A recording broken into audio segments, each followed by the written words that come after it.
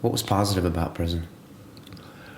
For you? I know for sure I emerged a far better person than the one who went in. It didn't do me any harm. I mean, it's not that I suggest anyone should check in or anything like that, but it really didn't do me any harm. It made me realize, made me stop taking myself too seriously, made me realize I can't really control events, made me realize I can't control my attitude to any event, you know. And also, and this sounds a bit soppy, but also the power of helping people less fortunate than oneself. It's a spiritual energy which makes me feel good. I never had that before. First time you did something like that? Yeah.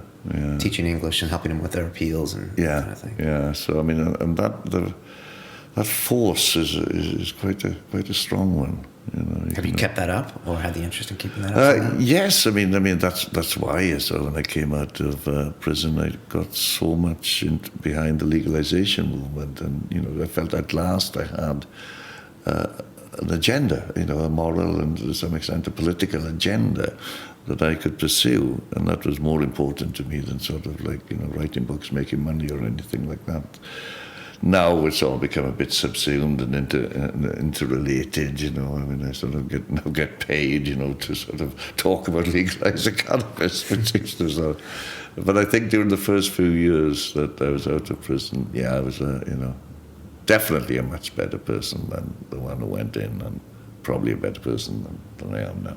When I've heard you talk about your prison stay before, and it sounds like some people, after they talk about like a psychedelic event, they come out with their ego reduced, yes, feel more connected to your family and your loved ones. And yes, no, I mean that's correct, you know, and of course it's not particularly surprising, you know. You've been there stuck mainly with your own thoughts for several years, and you're going to examine yourself a bit more ruthlessly than ever before. I suppose that depends on what kind of character you are going into it, though.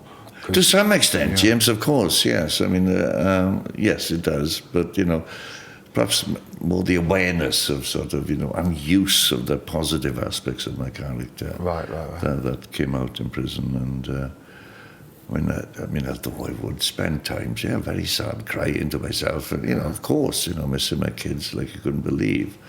But on the whole, I was happy there. Right. Did you meditate at all? Yes. Yes, a lot. Did you know how to meditate before you went in, or someone you picked up? Yes, but because I'd been in prison before. I'd been in for 2 years and learned how to do yoga and meditate then. But I tend to, you know, talking to this in the present, I tended to give up, you know, revert to debauchery as every time I was free. You talk about, sure should I ever be imprisoned again? You talk about learning yoga in the federal penitentiary, and those two actions just seem so different to me. But is that something they promote in prison? Yes. It's something that they encourage, and it's something that you have access to. And I mean, I found American prison very understanding of that and supportive of, you know, people who wanted to do yoga, because they preferred it to people kind of doing weightlifting and everything, you know. Because I mean, it is a bit of a daft one, you know. First of all, you know, they incarcerate you, ruin your life, you know, make you hate them, and then build you up, teach you how to be like James, like able to do something. So it's less of a hate factory to them. Okay, you know? that makes sense. Yeah. Do you miss the money?